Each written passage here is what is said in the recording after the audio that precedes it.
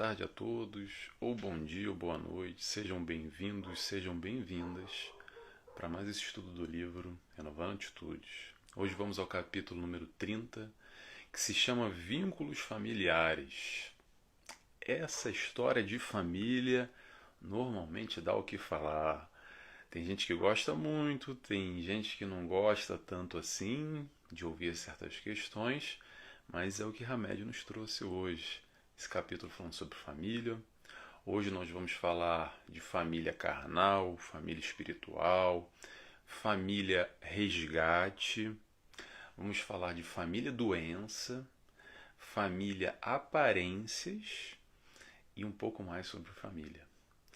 Convido a todos, como de costume, quem quiser comigo, é claro, a fechar os olhos, a fazer a nossa oração, agradecendo a Deus Pai, a Jesus, nosso mestre e guia, nosso amigo, a toda a espiritualidade de luz que colabora, dá sustentação e protege esse nosso trabalho, que possamos aqui refletir um pouco mais, buscar esse conhecimento, buscar esse aprendizado com Hamed.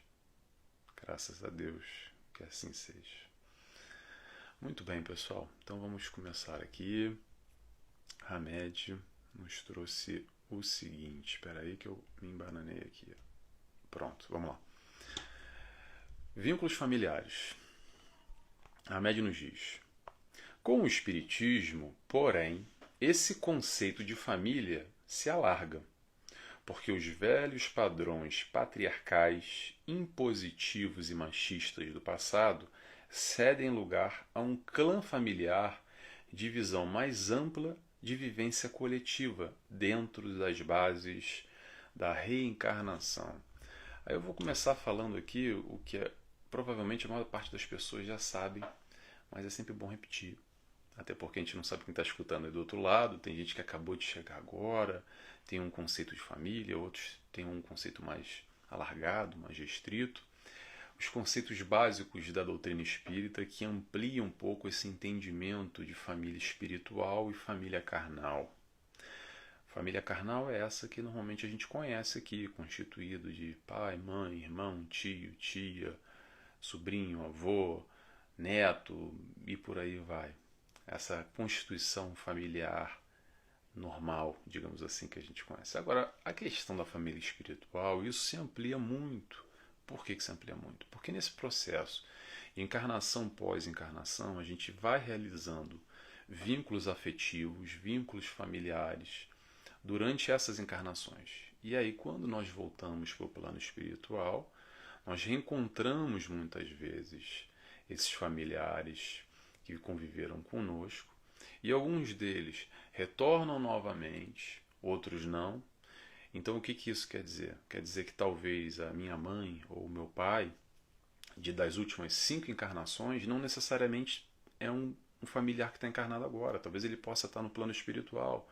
E eu desencarnando vou ter de encontro com esse meu pai ou com essa minha mãe de 5 encarnações pregressas, que eu tenho um vínculo afetivo muito forte. Imagino eu, não sei. O que eu quero dizer com isso? A família espiritual é uma dimensão muito mais ampla do que essa família que a gente conhece aqui, somente nessa questão carnal, nessa questão que a gente está acostumado. Então amplia um pouco esse horizonte. Tem um outro conceito da família que é bom a gente lembrar sempre, que a doutrina espírita nos traz, que é a família que nos dá suporte e a família resgate. O que isso quer dizer? A família suporte normalmente é da seguinte maneira: nós vemos aqui espíritos necessitando provar e expiar, e para isso encarnamos. E temos sim, já no planejamento reencarnatório, elementos base que nos ajudam na estrutura, nos dão no auxílio, a sustentação, o suporte para conseguir vencer ou experienciar tudo aquilo que a gente necessita dentro dessa encarnação. E esses normalmente são espíritos afins, espíritos que já encarnam conosco de outras encarnações e que já vêm no mesmo seio familiar, exatamente para nós darmos suporte a eles e eles nos darem suporte. Ponto. Mas também existe o aspecto do resgate, Qual é o aspecto do resgate? É aquela treta que a gente arrumou, aquele barulho, aquela confusão, aquele inimigo, muitas vezes, lá do passado. E aí, por essa falta de amor, a espiritualidade dá um jeitinho, camarada, e nos coloca no mesmo seio familiar. Para quê? Para a gente aprender a amar, para a gente fazer as pazes. Temos aí o véu do esquecimento, que facilita muito esse processo de fazer as pazes. Porque se não fosse o véu do esquecimento, provavelmente a gente ainda continua brigado. Não é assim que nós somos, normalmente. Então esse processo de resgate também acontece no seio familiar. Por isso que muitas vezes a gente tem aquele familiar que a gente se dá muito, muito, muito, muito bem, que é uma ligação muito forte, e eu não digo nem afetiva só de amor, mas é uma conexão mesmo. Nível espírito para espírito, aquela coisa que é difícil explicar até porque a gente está falando de sentimento, mas é muito forte. Você tem uma afinidade muito grande com aquele seu parente, com aquele seu familiar. Mas, por outro lado, você também tem um outro parente que você não consegue engolir. É intragável. Só de estar perto já dá um ranço. Sabe o ranço? O nível de ranço. Digamos que o nível de ranço é muito alto. E por que normalmente isso? Porque já tem história lá atrás. Então a família vem exatamente nesse processo para dar um suporte, às vezes para ser um resgate, mais de uma maneira, mais de outra, tampouco interessa. O que interessa é que se está na família é porque tem que estar. Porque faz parte do aprendizado. Normalmente o nosso aprendizado começa dentro de casa, na família.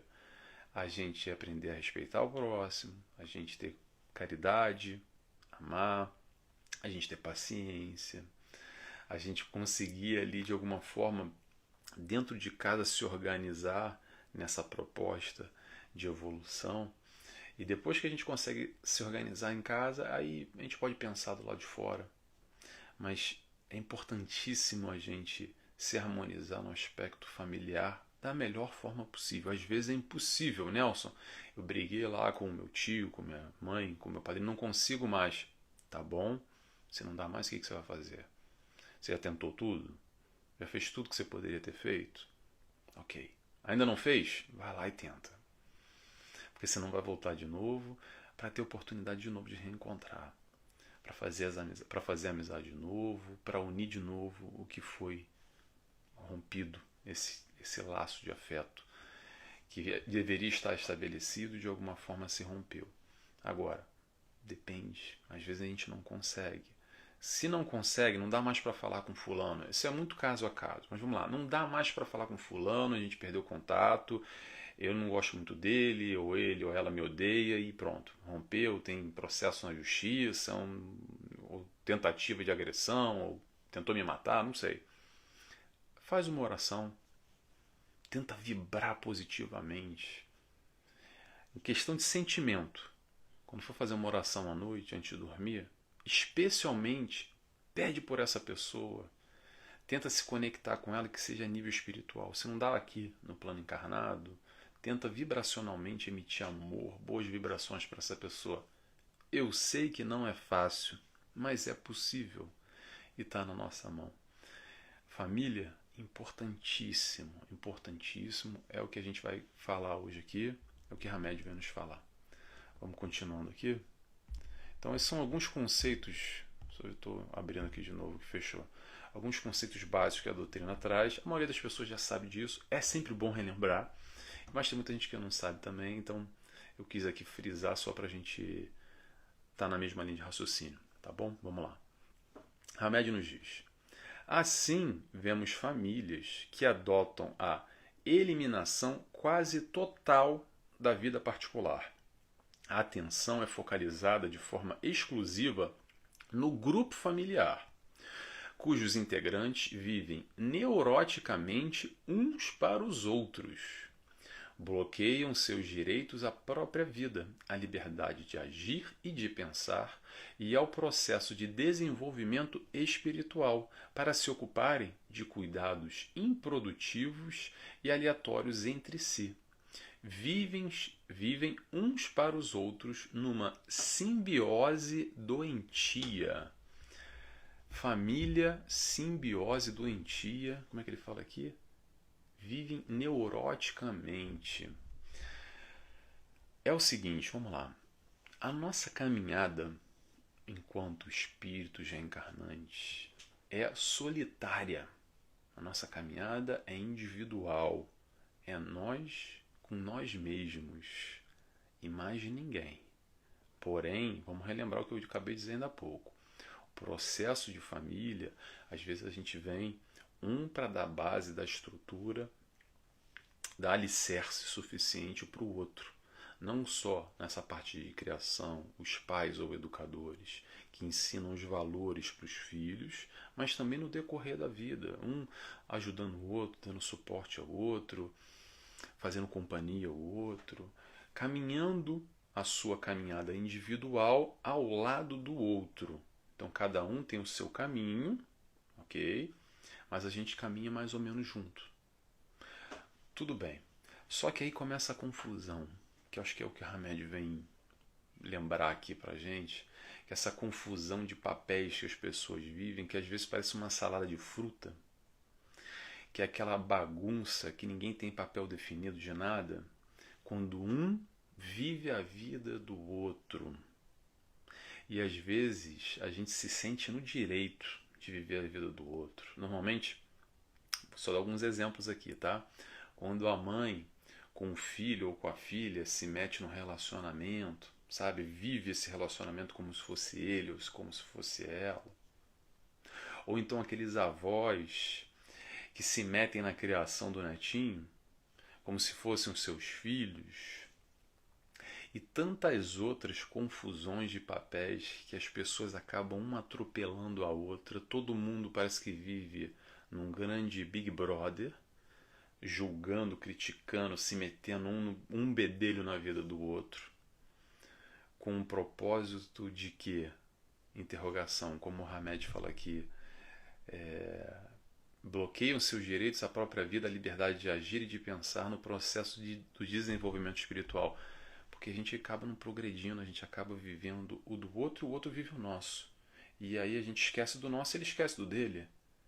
Então, em vez de a gente estar preocupado de viver a nossa caminhada, e claro, ter esse suporte ao lado, a família, e o nosso familiar também se preocupar com a caminhada dele, ele está preocupado com a minha caminhada, eu estou preocupado com a caminhada dele. E o meu tio com a minha avó com a outra, e o meu sobrinho, o meu filho, e aí acaba virando uma confusão, e a gente se perde e vive essa tal dessa simbiose doentia.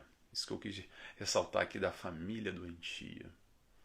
Porque às vezes é assim, as pessoas vêm com aquele discurso, com aquela oratória que fala: eu quero muito ajudar o meu filho ou o meu irmão, e por causa disso que eu vou lá e me meto na vida dele, ou estou lá muito presente, muito ativo na vida daquela pessoa. Mas aí vem uma seguinte pergunta: será que a gente quer verdadeiramente ajudar esse irmão, ou esse filho, ou esse avô, avó, esse pai, esse parente, o que é que seja? Ou será que a gente quer mudar ele? Pergunto eu. Vou responder. Quando a gente fica corrigindo, controlando, reprimindo, isso não é ajudar. Você me desculpa, mas isso é quando a gente quer de alguma maneira mudar esse primo, irmão, tia, esse familiar, se metendo na vida dos outros. Porque é uma linha tênue, muito sensível, entre ajudar o próximo e se intrometer na vida do outro.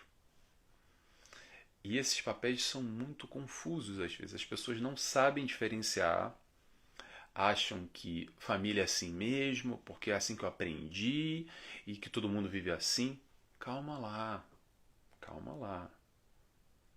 Hoje, você, com esse processo de consciência, com esse conteúdo, com esse tipo de reflexão que a gente está trazendo aqui, eu não, quem está trazendo é a Hamed, a gente pode elaborar melhor, se aprofundar melhor, ter um entendimento mais amplo, com a ajuda da doutrina espírita, por exemplo, e compreender esses papéis. E a família, não é que não seja importante, a família é sim muito importante, mas num processo de evolução de espíritos, nós indivíduos, a gente tem que se preocupar conosco. e não viver a vida do outro. Não ficar metendo o bedelho na vida do outro o tempo inteiro. Ele está precisando de ajuda, esse meu parente, esse meu familiar? Sim, é claro que eu vou ajudar ele, eu vou tentar auxiliar ele da melhor maneira possível.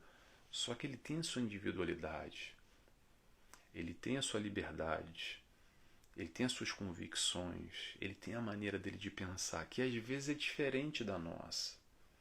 E aí vem um processo de aceitação, de respeito ao próximo, de compreender que por mais que eu queira o melhor para ele ou para ela, e ela não está entendendo muito bem, ou não consegue entender muito bem, ou eu não consigo explicar direito, tem que respeitar. Não dá para cruzar essa linha, esse limite, que às vezes esse limite nem está estabelecido, que as pessoas confundem muito e vivem na família parecendo que fosse um grupo único, mas não é um grupo único, são indivíduos pertencentes a um meio familiar, a esse círculo familiar. Então tenhamos atenção para a gente não cair nessa doença, como a médica fala aqui, nessa simbiose doentia, integrantes que vivem neuroticamente. Cuidado para a gente não viver assim na nossa vida, na nossa família, e que a nossa família possa ser muito produtiva para nós e para os outros integrantes também, porque o importante é estar todo mundo colaborando com todo mundo. Pelo menos acredito eu que essa é a teoria, né? Vamos lá? Vamos continuando então. Hamed nos diz: os elementos que vivem presos a esse relacionamento de permuta egoísta afirmam para si mesmo, abre aspas, se eu me sacrifico pelo outro, exijo que ele se dedique a mim, fecha aspas. Não se trata de caridade, e sim de compromissos impostos entre dois ou mais indivíduos que junto viverem, entre dois ou mais indivíduos de juntos viverem visando o bem-estar familiar. Na verdade, não estão exercitando o discernimento necessário para enxergar a autêntica satisfação de cada um como pessoa. Me sacrifico pelo outro. O que acontece aqui? É o amor doação e o amor troca. É o seguinte. Como é que... Já vou pedindo desculpa, tá, gente? Desculpa, não sou eu, é o Hamed, tá? Estou fazendo uma análise aqui. De novo, esse livro não é para julgar, não é para criticar, não é para tacar pedra em ninguém.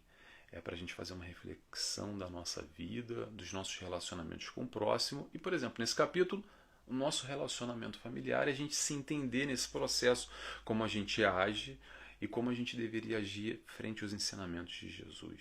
É sempre essa base, o destino final é sempre esse, tá? Só para relembrar aqui, para não ficar confuso, que às vezes a gente fala algumas coisas que podem parecer muito duras e bate muito forte, e o pessoal cria logo ranço. E acho que a ideia não é essa, tá bom? Então vamos lá. É o seguinte, como é que é a reflexão normalmente? É assim, eu amo. Então, porque eu amo, eu dou. Eu dou para esse filho, para esse parente. Vamos colocar assim, não o filho é o parente. Tá bom. Mas também eu quero de volta. E aí vem a reflexão mais profunda desse amor, caridade, quando amar, esse nível de profundidade ou caridade, não é esperar nada em troca. Não é uma troca, não é um escambo. É o amor doação. Quando você doa algo, você dá e ponto. Você não espera nenhum retorno. Resumindo essa história, se você com seu filho dá e espera algum tipo de retorno, seja ele qual for, pense nisso. Se no seu relacionamento com seus pais, com seu irmão, com a sua avó, com seu tio, você está dando, você está doando de si, o seu tempo, a sua energia, o seu comprometimento, você está ajudando, você está colaborando, está participativo, mas você espera algo em troca, pense nisso. Pense na proposta de Jesus, nesse amor mais amplo que ele veio nos ensinar. E se ele veio nos ensinar é porque é possível, apesar do que às vezes é meio distante da nossa realidade, que se resume em uma frase: Jesus é o amante não amado. Vou repetir. Jesus, o amante não amado. Ele amou, ele doou, ele se relaciona com o próximo, seja ele quem for, e não espera nada em troca. Ponto. Essa é a mensagem. Uma reflexão agora em cima disso. O que acontece muitas vezes nos nossos relacionamentos familiares é sempre um jogo de toma cá dá lá. É a história da cestinha e dos ovos. Ah, não, porque eu estou dando mais ovos na minha cestinha. Calma.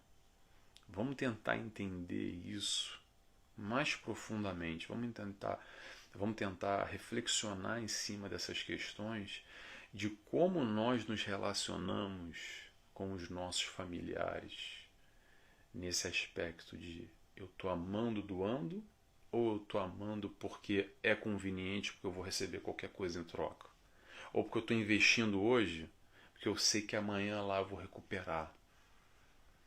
Será que eu estou amando meu filho, criando ele, dando tudo de melhor, porque de repente daqui a 30, 40, 50 anos ele vai segurar a minha onda lá e vai estar no meu lado quando estiver idoso, mais velho e necessitado? Não sei. Esse é um pensamento normal. Eu não estou aqui para criticar, para julgar. Mas de alguma forma, se a intenção é essa, praticamente você está quase um plano de uma previdência. Né? A gente está botando uma moedinha hoje no cofrinho para lá na frente a gente abrir o cofrinho e receber tudo em troca aquilo que a gente doou? Interrogação. Não sei.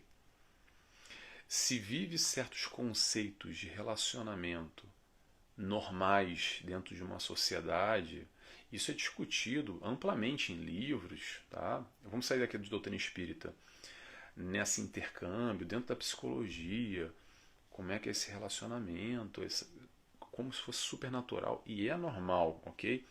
Essa troca, esse intercâmbio, uma conceituação padrão, básica, que as pessoas acreditam que é por aí mesmo, ok. Mas, ponto final. Agora, a proposta de Jesus, na minha interpretação, vem num outro nível. É o que Hamed está falando aqui. É o amor troca? É o amor intercâmbio? É toma cada lá? Ou é um outro nível de doação? Interrogação. Repito o que eu falei no início e sempre repito a mesma coisa. A proposta de Jesus é viável. O que acontece é que às vezes a gente está tão distante, está tão longe, e aquilo parece quase que uma utopia. Parece que é impossível. Não, isso aí, eu vou ter que encarnar mais 2 milhões de vezes ainda. 2 milhões de vezes ainda para conseguir. Se a gente está encarnado aqui no planeta Terra, e ele veio nesse planeta Terra aqui, fez parte da constelação, da criação, enfim, isso é outra história. Mas se ele encarnou aqui com essa proposta, com esse modelo, é porque isso é possível. Agora, cabe a nós fazermos o esforço de buscar compreender e principalmente de experienciar, de colocar na prática esses ensinamentos. Repito, a proposta do amor de Jesus é o amante não amado. Ponto. Ponto. O resto é questão nossa. Vamos lá? Vamos continuando. Hamed nos diz: desculpa, gente, eu não quero ser duro, tá? Porque quando fala essas coisas, o pessoal já... eu me senti tão mal, o Nelson falou um negócio agora, poxa, caramba. A ideia não é essa. A ideia não é essa. A ideia é a gente tentar entender, compreender e se aprofundar, tá bom? Vamos lá. Hamed nos diz: encontramos também outras famílias que não se formaram por afeições sinceras. Fazem comparações e observam características de outras famílias que invejam e que buscam copiar a qualquer custo. São chamadas de alpinistas sociais. Procuram formar o lar afeiçoadas a modelos de elegância e a peculiaridades obstinadas de afetação social, moldando o recinto doméstico ao que eles idealizam ao seu bel prazer como chique. Vestem-se à imagem dos outros, compram carros, móveis, gostos e comidas, negam a cada membro de forma nociva a verdadeira vocação. tentando sempre copiar modos de viver que não condizem com as suas reais motivações. É aquela velha história do jogo do faz de conta, é a velha história do viver para fora, porque eu tenho que mostrar para o mundo ou para a sociedade que a minha família é feliz. O que os outros vão pensar, sabe? Quero que os outros pensem o melhor. A minha família, sim, a família exemplo, a família modelo, naquele padrão, né, que eu escolhi como modelo e guia. Qual é o modelo da família? Normalmente é aquele casal famoso. Pensa em um casal famoso. Qual que é? Aquele da revista. Hoje em dia nem mais da revista. A revista está ficando fora de moda. Aquele lá do Instagram ou do Facebook, ou que está nas mídias mais importantes, aí no jornal online, quer que seja, que está no hashtag, que tem lá alguns filhos, os filhos são lindos, que tem aquela casa bonita, que tem um relacionamento supostamente muito bom, tudo é uma maravilha, tudo corre com perfeição. E a gente vive nesse modo exterior para fora, como se isso fosse a virtude, digo virtude como se fosse o exemplo a ser seguido de uma família feliz e contente. Aquela família que tem a casa bonita e o cachorro correndo, aquela propaganda da Doriana, que hoje em dia nem sei mais se tem Doriana, tem ainda, não sei se tem essa propaganda ainda. A família feliz, de manhã cedo, 6 horas da manhã, as crianças sorrindo no café da manhã, sabe? Ei, que coisa boa. A gente acredita e vive muitas vezes achando que isso é uma família feliz, que, como um filme, quem vive naquele filme, alguns personagens, a gente quer viver como se a nossa vida fosse um filme. Como eu digo muito, acreditando que a vida é a Disneylândia, que tudo é lindo, tudo é bonito e que não tem problema nenhum. E a gente projeta essa imagem para fora e quase que soterra exatamente os valores mais importantes. Porque quando a gente lá em casa vai olhar e ver que não está tudo perfeito, que nós sim temos conflitos, tirando essa superficialidade que o bicho pega, que às vezes o pau quebra, que a tampa da chaleira esquenta, o que é que seja, a panela de pressão, aí a gente vê que o buraco é mais embaixo, que a gente não vive nesse mundo de ilusão, que independente do outro, da sociedade, do mundo, acreditar que nós somos a família perfeita, linda, maravilhosa ou não, na verdade, vou dizer para vocês, isso pouco interessa, ou deveria pouco interessar. Porque o mais importante é o que? Essa harmonia, essa comunhão de espíritos encarnados no mesmo seio familiar para conviver da melhor maneira possível. Porque pode ser um processo de resgate, pode ser um processo, pode ser um desacordo normal, pode ser na caminhada os conflitos que existem naturalmente, porque nós temos conflitos internos e o próximo também tem conflito interno, então é conflito com conflito. O que vai dar? Vai dar conflito. Conflito mais conflito é igual a um conflito ou a 2 conflitos. Faz parte, é normal.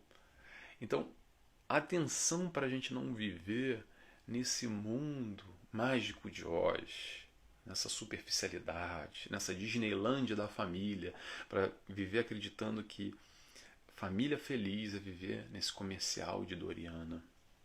Eu acho que essa é a chamada de Hamed aqui. E mais uma vez, vamos buscar nos identificar nessas distinções dentro de família, entender a verdadeira importância, o que deveríamos dar mais valor. Vamos lá para a gente fechar agora. Hamed nos diz: há ainda outras agremiações familiares, denominadas exibicionistas, em que os membros do lar se associam para suprir a necessidade que nutrem de ser vistos, ouvidos, apreciados e admirados. Ajudam-se mutuamente, ressaltando uns a imagem dos outros e focalizando áreas que podem ser valorizadas pelo social, como, por exemplo, a beleza física ou o recurso financeiro. Aí eu chamo isso aqui de a família conveniência. que é também um processo de troca, mas um processo de troca no sentido de que o que liga normalmente esse casal inicialmente que vai constituir essa família. Normalmente o que Hamed está falando aqui é o lado exterior e não o lado interior. Que posição que aquele fulano, aquela fulana tem na sociedade? O que ele tem para me dar? O que eu tenho para dar para ele? É dinheiro? É status? É uma questão profissional? Social? O que nos liga? É afinidade? É o amor? É uma comunhão de ideias? Um projeto de, poxa, bati com essa pessoa, quero estar junto com ela? Ou, poxa, aquilo que ela representa, aquilo que ela tem para daqui a 1, 2, 3, 5 anos me colocar num outro status profissionalmente, para eu alcançar aquela capa de revista que ele já está lá, ou ela já está lá, para eu conseguir aquele reconhecimento, para eu conseguir aquele dinheiro, para eu conseguir aquilo. Eis a questão. Isso então é super normal. Super normal. Volto a repetir, a ideia aqui não é ficar criticando, julgando e apontando o dedo para ninguém. Porque é normal, quando a gente faz um estudo como esse, a gente fica pensando, eu sei daquela fulana e daquele fulano. É bem isso aí. Eles são assim. A ideia não é essa. Cada um com seu barato. Que eles ou elas se preocupem com a vida delas. Vamos nos preocupar com a nossa vida. A ideia aqui é fazer uma leitura geral e, repito, a gente buscar se identificar e entender como é a nossa família, como é o relacionamento com o nosso marido, com a nossa esposa. Será que é isso que a gente quer de verdade ou não é isso que a gente quer? Os laços de família, sejam carnais ou espirituais, o laço de família real, vamos dizer assim. Não vou dizer real, mas o que eu acredito, eu acho que Hamed está trazendo aqui também, que deveria ser mais profundo a nível dessa ligação, dessa harmonia, é o que? É o sentimento. É o sentimento que nos liga. É o amor, é o respeito, a fidelidade, a dedicação. É isso que mantém uma família, seja aqui no plano encarnado, ou seja no plano espiritual. É o que nos liga verdadeiramente. Porque todo esse resto, toda essa troca que a gente estabelece nesses nossos relacionamentos, muitas vezes, ou porque vivendo para fora, ou porque eu quero uma projeção social, porque eu quero dinheiro, ou pelo que quer que seja de tudo que a gente falou, isso tudo acaba. Isso tudo acaba. Um dia, não só nós, todos os nossos familiares aqui encarnados vão desencarnar, vamos morrer. E aí? E do lado de lá? O que a gente leva? A gente leva aqueles que nós temos um sentimento verdadeiro. Por isso que é tão importante, por isso que a gente já vem com sentimentos muito fortes por outros espíritos encarnando nessa família hoje. Sentimentos positivos e sentimentos negativos também.